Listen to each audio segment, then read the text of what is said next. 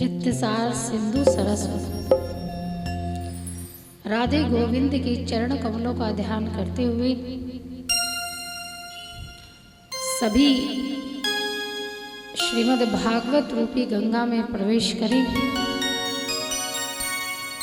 कथा प्रांगण में विराजमान भक्ति और शक्ति स्वरूप भाई बहन रसिक शिरोमणि ब्राह्मण देवता उपस्थित समस्त नगर वासियों को व्यासपीठ की ओर से राधे राधे, जय सिया राम। नित्य की भांति प्रतिदिन की भांति कथा श्रवण करने से पूर्व आप सभी अपने मन को प्रभु भक्ति की ओर लेते हुए उस रास्ते को अपनाते हुए जहाँ से हमें ईश्वर की प्राप्ति हो जाए, जो हृदय में अपना स्थान बना ले, और हम सभी मधुर मधुर वाणी के साथ ठाकुर जी के हाथों से सेवा करते हुए भगवान का संकीर्तन करते हुए क्षण भगवान को समर्पित करते हुए आज तृतीय दिवस की कथा की ओर हम बढ़ेंगे। तो आइए बड़े भाव से प्रेम के साथ कथा में प्रवेश करें।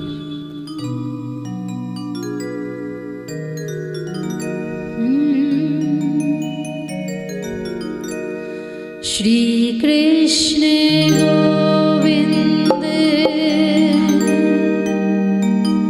हरे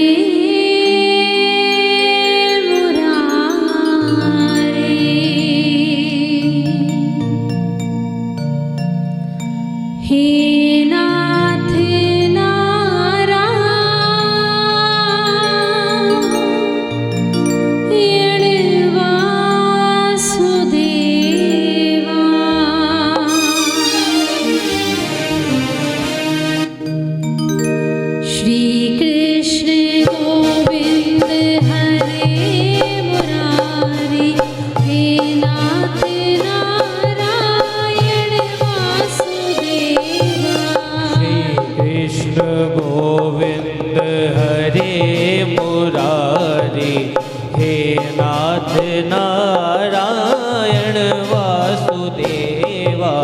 श्री कृष्ण गोविंद हरे मुरारी, हे नाथ नारायण वासुदेवा। श्री कृष्ण गोविंद हरे मुरारी, हे नाथ नारायण वासुदेवा। हे नाथ नारायण वासुदेवा। हे नाथ नारायण वासुदेवा। हे नाथ नारायण वासुदेवा। हे नाथ नारायण वासुदेवा। हे नाथ नारायण वासुदेवा। हे नाथ नारायण वासुदेवा। श्री कृष्ण गोविंद हरे मुरारी, हे नाथ नारायण वासुदेवा। श्री कृष्ण गोविंद हरे मुरारी, हे नाथ नारायण वासुदेवा।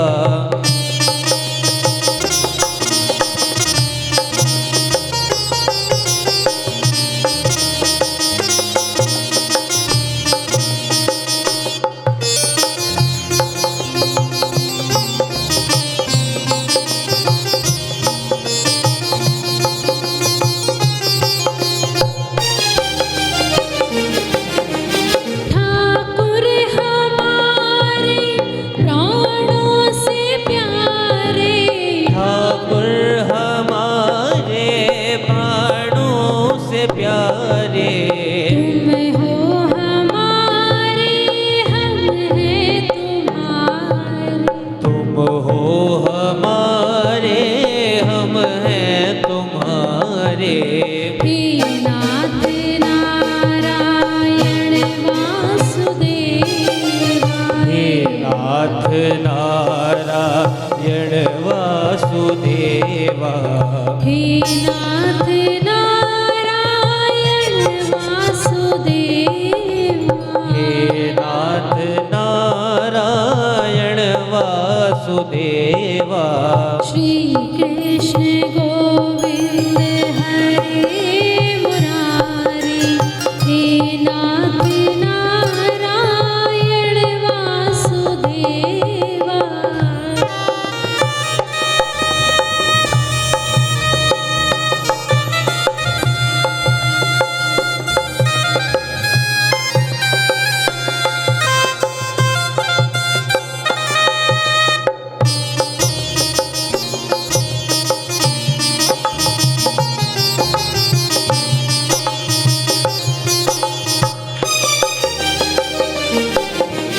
गैया चरैया माखन चोरैया। गैया चरैया माखन चुरैया। दीनों के नैया के तुम ही खिवैया। दीनों की नैया के तुम ही खिवैया। हे नाथ नारायण वासुदेवा। हे नाथ नारायण वासुदेवा। हे नाथ नारायण वासुदेवा। श्री कृष्ण गोविंद हरे मुरारी, हे नाथ नारायण वासुदेवा। श्री कृष्ण गोविंद हरे मुरारी, हे नाथ नारायण वासुदेवा।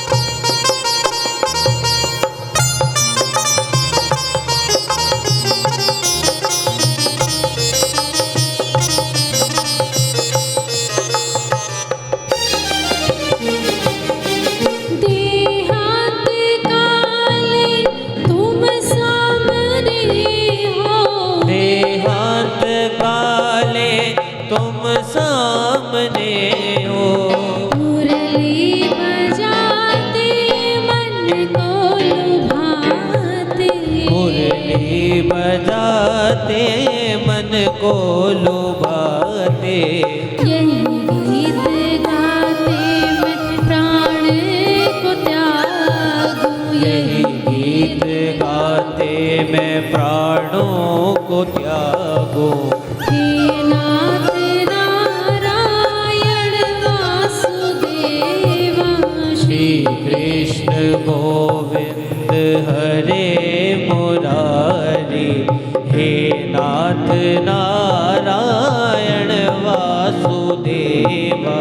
श्री कृष्ण गोविंद हरे मुरारी, हे नाथ नारायण वासुदेवा, हे नाथ नारायण वासुदेवा, हे नाथ नारायण वासुदेवा, हे नाथ नारायण वासुदेव। श्री कृष्ण गोविंद हरे मुरारी, हे नाथ नारायण वासुदेवा। बोलिए कृष्ण कन्हैया लाल की जय हो, सावरिया सेठ की जय हो, भक्त वत्सल भगवान की जय हो।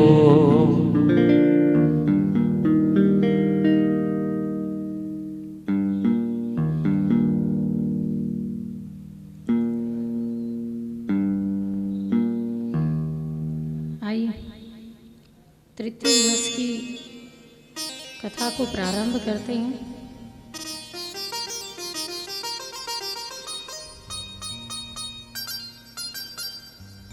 हम कहते रहते हैं कि भगवान ने धर्म की रक्षा के लिए अवतार लिया।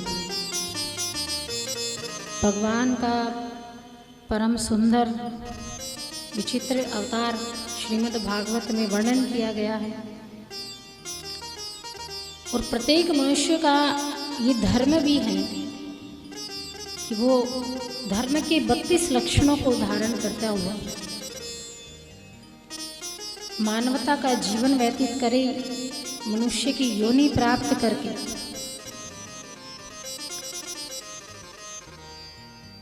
अपने प्रत्येक स्वभाव को, अपनी नीति को और जो शास्त्रों में लिखा गया है उसे बचाकर रखे। जो वेद पुराणों में लिखा गया है, उपनिषदों में लिखा गया है,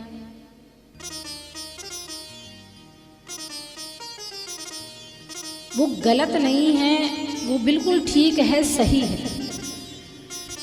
जो आज हमारे साथ घटित हो रहा है, जो भविष्य में होने वाला है, इसका अंदाजा हमें नहीं होता कि आगे क्या होगा। लेकिन जो पुराणों ने बातें कही हैं, जो ग्रंथों ने बातें कही हैं, वो बिल्कुल सत्य है और वैसा ही आने वाले जीवन में हमारे साथ होने भी वाला है, चाहे हम विश्वास करें या ना करें।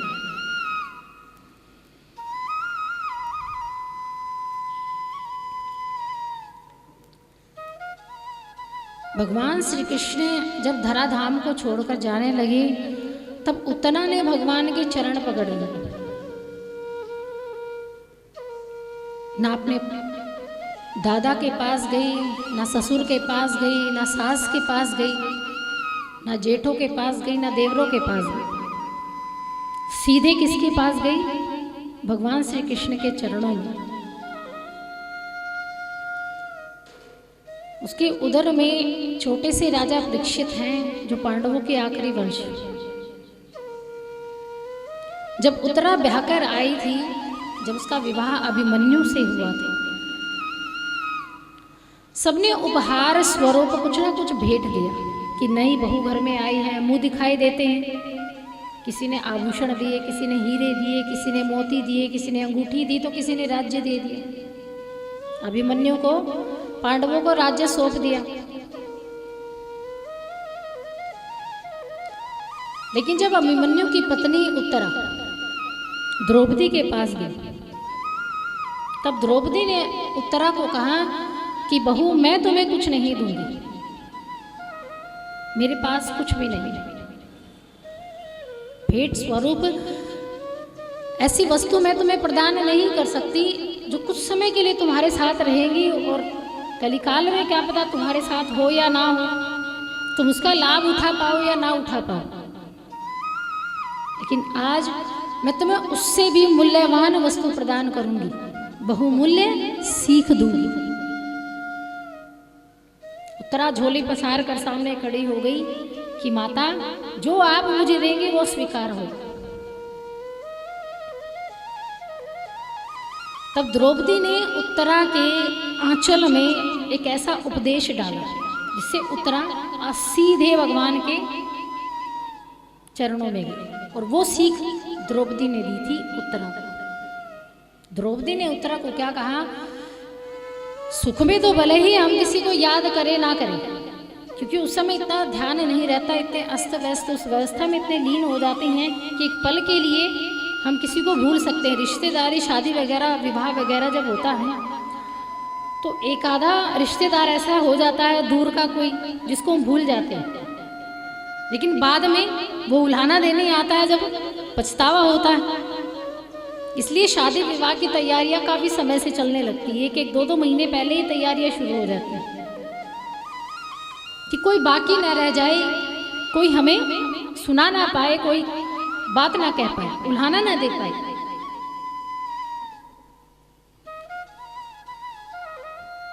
द्रौपदी ने कहा कि उत्तरा, जब तुम्हारा विवाह हो, तुम्हारे साथ तुम एक पुरुष के बंधन में बंधी,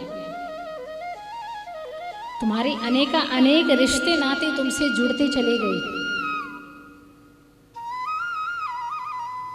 ये भौतिक वस्तुएं जिसने भी तुम्हें भेंट की हैं, ये आज तुम्हारे साथ है, कल को नहीं होंगी, भविष्य में क्या पता तुम उसका आनंद ले पाओ या ना ले पाओ।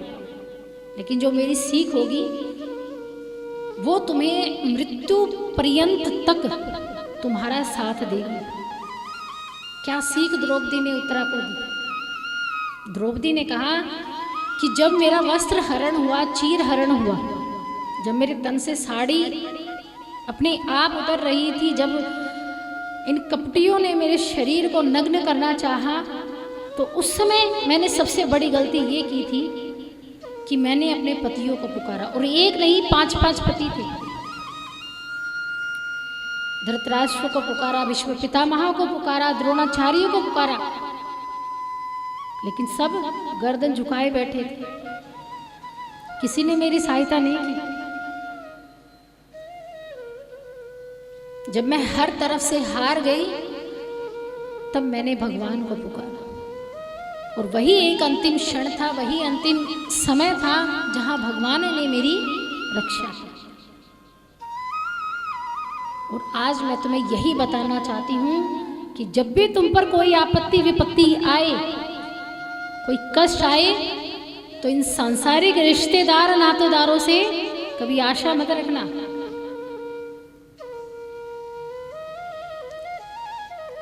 कभी भी इनसे ये उम्मीद मत लगाना कि ये तुम्हारी रक्षा करने के लिए आएंगे। और ये सुख और दुख ये तो जीवन में आते ही रहेंगे, लेकिन उस परिस्थिति के अनुसार जो कार्य करने हैं वो तुम्हारी बुद्धि के अंतर्गत है। और दुख में जब तुम हर तरफ से हार जाओ, तो केवल ईश्वर को पुकारना, और सबसे पहले पुकारना, बाद में अपने रिश्तेदारों को देखना, पहले भगवान को रखना, बाद में इन भौतिक वस्तुओं और इस संसार को रखना। उत्तरा समझ गई, समझदार थी, राजा की बेटी थी। ऐसी सीख आज द्रौपदी से उत्तरा ने ली तो वो धन्य हो गई। और उसका परिणाम क्या हुआ? कि राजा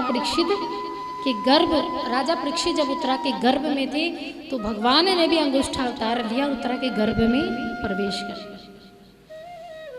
अश्वत्थामा ने ब्रह्मास्त्र चलाया जो भगवान ने विफल कर दिया। सावले सलोनी सी सूरत को आज राजा परीक्षित ने देखा। राजा परीक्षित की उदर में ही रक्षा की।